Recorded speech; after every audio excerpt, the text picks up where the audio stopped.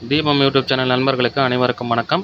இந்த வீடியோ தொகுப்பில் நம்ம என்ன பார்க்க போகிறோன்னா, 3 நாட்களில் பணக்காரனாக மாற்றும் மகாலட்சுமியோட வசியம் தாங்க பார்க்க போகிறோம். இந்த வசியத்தை நம்ம பார்க்குறதுக்கு முன்னாடி நம்ம சேனலை சப்ஸ்கிரைப் பண்ணாதுங்க சப்ஸ்கிரைப் பண்ணுங்கள், ஆல் என்ற பெல்லைக்கு கிளிக் பண்ணுங்கள், லைக் பண்ணுங்கள், தொடர்ந்து ஷேர் பண்ணுங்கள், தொடர்ந்து ஆதரவு கொடுங்க. அப்போ தான் நம்ம இன்னும் அடுத்தடுத்த வீடியோ போட முடியும். இப்போ வாங்க வீடியோக்குள்ளே போகலாம். 3 நாளில் எப்படி சார் பணக்காரனாக மாற்றோம் அப்படின்னா முடியும். இந்த மகாலட்சுமி அம்மா நினச்சாங்கன்னா நிச்சயமாக 3 நாளில் பணக்காரனாக மாற்ற முடியும். அதுக்குண்டான தாந்திரிக பரிகாரம் தான் இது. இதை நிச்சயம் நம்பிக்கையோடு செய்யுங்க. எந்தவித தயக்கமும் வேணாம். 100க்கு 100 கண்டிப்பாக வேலை செய்யும். இந்த பரிகாரம் செஞ்சு நல்லா இருக்கிறாங்க.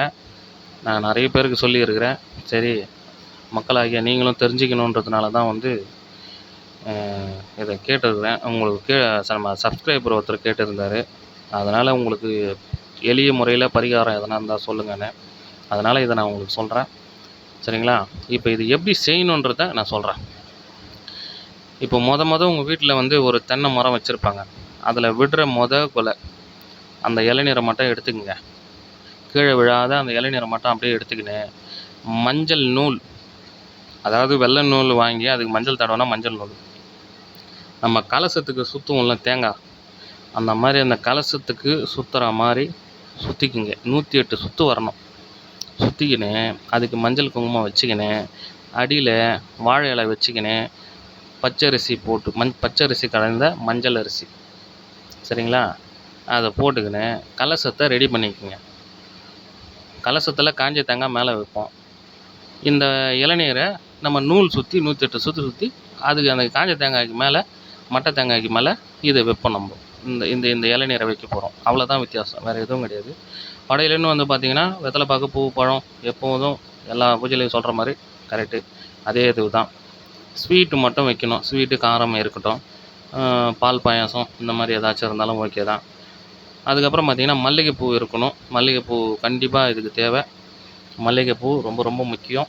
மல்லிகைப்பூ இருக்கட்டும். அதுக்கப்புறம் பார்த்திங்கன்னா ஒரு பட்டு துண்டில் பச்சை கற்பூரம், வசம்பு, அப்புறம் பார்த்திங்கன்னா அந்த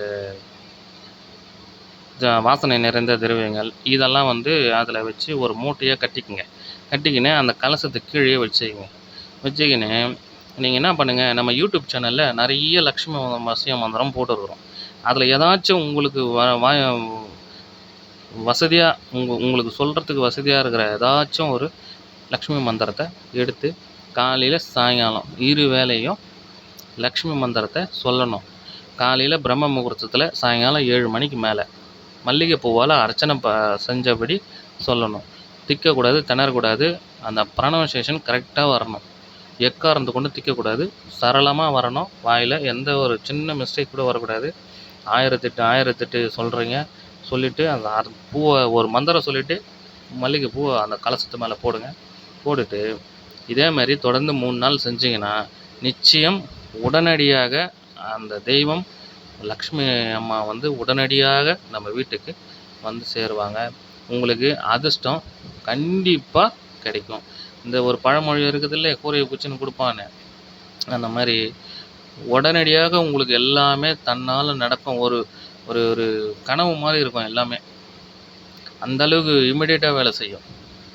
இது ஒரு அருமையான முறை. எந்தவித சந்தேகமாக வேணால் மனசை ஒருநிலைப்படுத்தி சுத்த பத்தம் தேவை.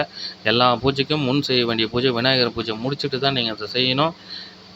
அது தெரிலன்னா நம்ம யூடியூப் சேனலில் போட்டுருக்கிறேன், எப்படி செய்கிறதுன்னு போய் பார்த்து தெரிஞ்சுக்குங்க. அது மட்டும் இல்லைங்க, இது ரொம்ப சுத்தபத்தமாக செய்யணும். ரொம்ப சுத்தபத்தம் தேவை. அவ்வளோதான் நான் சொல்ல முடியும். இது ரொம்ப பலன் கொடுக்கும். ரொம்ப சக்தி நிறைஞ்ச பூஜை. ஒரு நல்ல ஒரு பரிகாரம். எளிமையானது, தாராளமாக செய்யலாம். இது எந்த சந்தேகமும் இல்லை. அப்படி நீங்கள் செஞ்சு உங்களுக்கு ஒரு வசதி வாய்ப்புகள் ஏதாச்சும் ஒரு அதிர்ஷ்டம் மூலிமா வந்ததுன்னா ஒரு ஏழை எளியோருக்கு, ஒரு முதியோர் இல்லம், ஒரு அனாதாசிரமம் எங்கேயாச்சும் போய் உங்களால் முடிஞ்ச தொகையை கொடுத்து கொஞ்சம் அவங்களுக்கு உதவி செய்யுங்க. அதுதான் என்னுடைய விருப்பமும். நன்றி. நல்லபடியாக நீங்கள் வாழ்க்கையில் ஜெயிக்கணும். சரிங்களா? இந்த வீடியோ உங்களுக்கு பிடிச்சிருந்ததுன்னா தொடர்ந்து நம்ம சேனலை சப்ஸ்கிரைப் பண்ணுங்கள், லைக் பண்ணுங்கள், ஷேர் பண்ணுங்கள். ஃப்ரெண்ட்ஸுக்கு தொடர்ந்து நம்ம ஆதரவு கொடுங்க. சரிங்களா? நன்றி, வணக்கம்.